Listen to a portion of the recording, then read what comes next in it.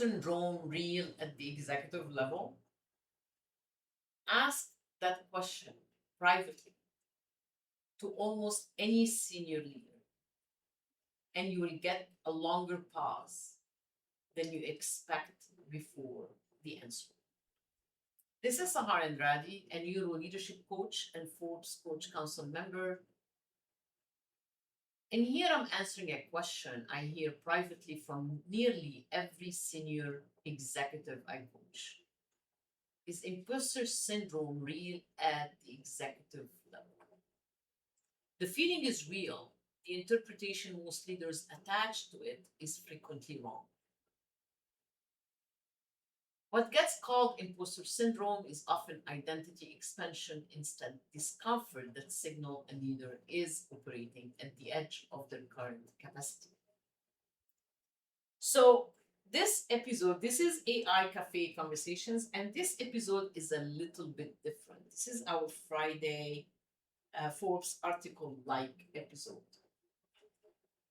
It doesn't have much AI attached to it, but I felt like I really want to share this with you because this is a very recurrent theme that I see happening, especially lately. So I wanted to share it with you. It is a conversation. This is a conversation that I actually have more than almost any other in executive coaching. A leader, usually someone with a genuinely impressive track record, sits across from me and says some version of the same sentence.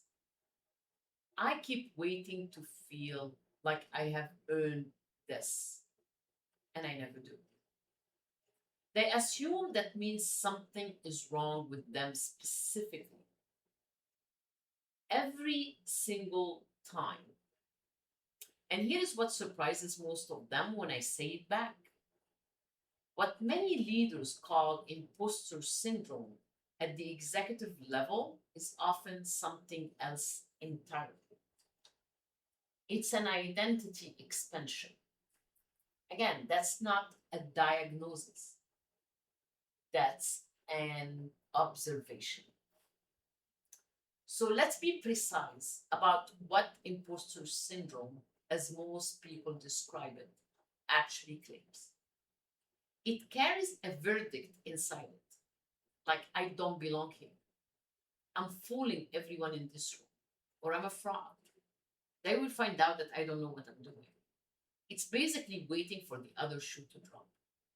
That framing treats discomfort itself as proof of fraudulence. Feeling comfortable, therefore, you must not deserve the seat.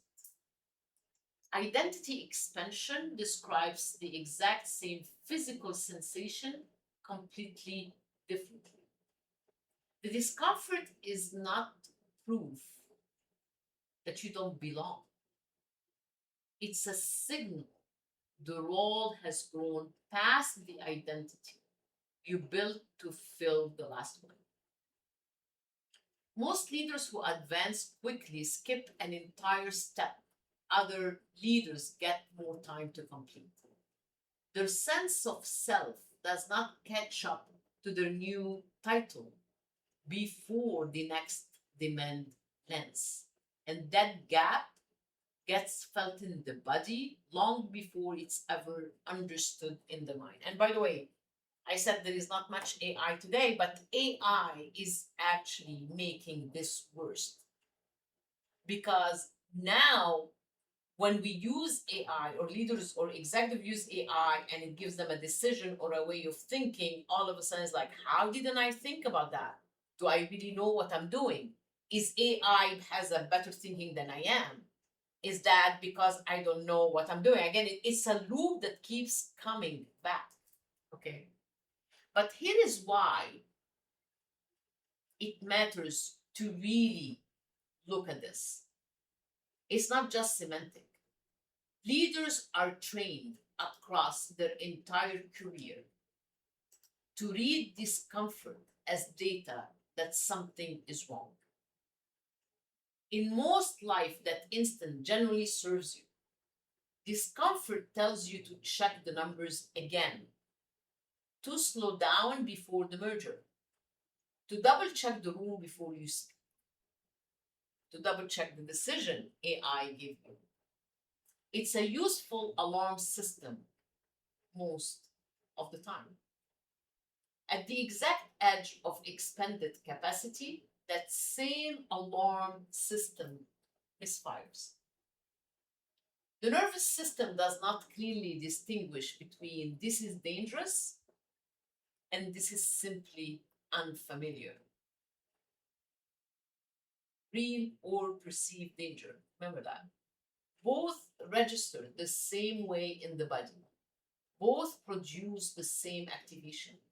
So a leader stepping into a generally bigger role reads the unfamiliar sensation through the danger lens, because that's the only lens their training give them, and concludes they must not belong. I want to name something most content of this topic misses entirely. The pattern does not fade with seniority. For many leaders, it actually intensifies. Every promotion resets the exact same gap between the new role and the identity that fit the last one. A leader who reaches the C-suite has usually outgrown 5 or 6 earlier versions of themselves along the way. And every single transition reopened the same discomfort at higher and higher stakes each time. That is why senior leaders privately carry more of this pattern than junior ones do, not less. Even though every leadership narrative around them assumes the opposite. Nobody tells the story of the CEO who still quietly feels this every single week. So what actually changes when a leader gets this right, gets the whole idea about what imposter syndrome is and what it does to their pressure system?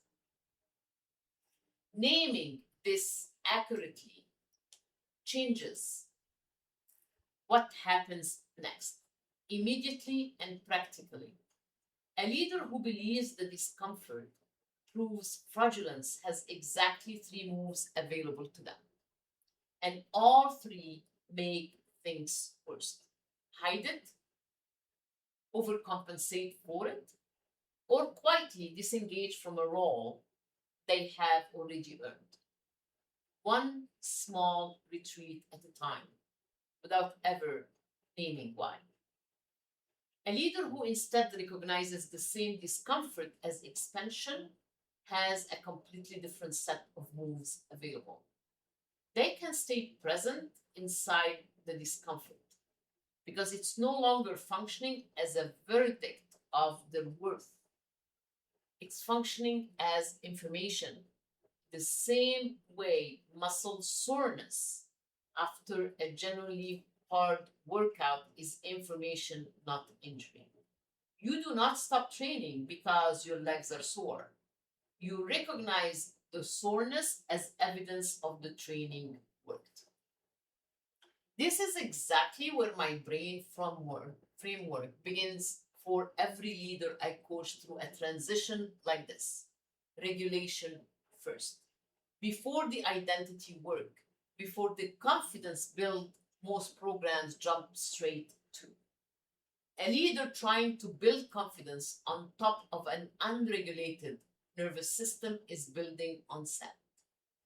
Regulate the activation first. Then the discomfort can be correctly read as data instead of danger. I can hear some of you thinking something like this right now. This sounds like a clever refrain, but it does not change the fact that I generally do not know what I'm doing half the time in this role. Here is the mechanism behind that objection, not just reassurance. Not knowing exactly what you're doing is not evidence you don't belong in the role.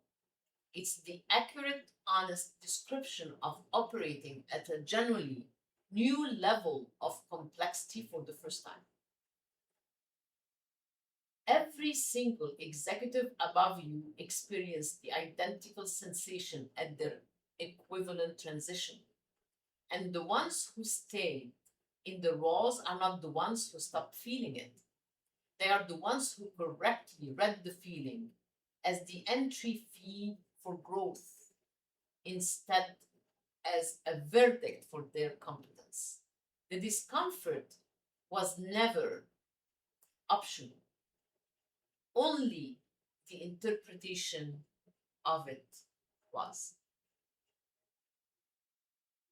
If this episode described a feeling you carry and have never said out loud, I want you to hear this clearly.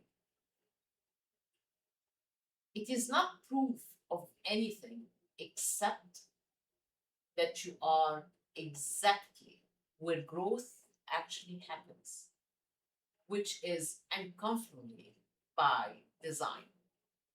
Not sure where you actually stand? 30 minutes. No pitch, just clarity. Link is in the description below.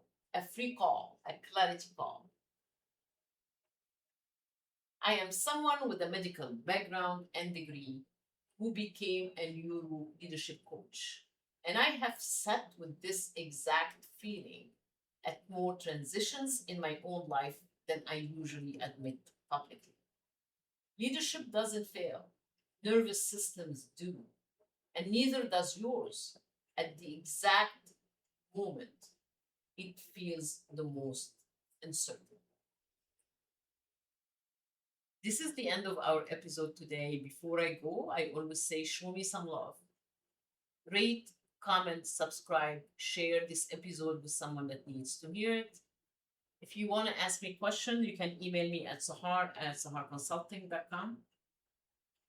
Thank you for your support and making us from the top 2% global listened to a podcast.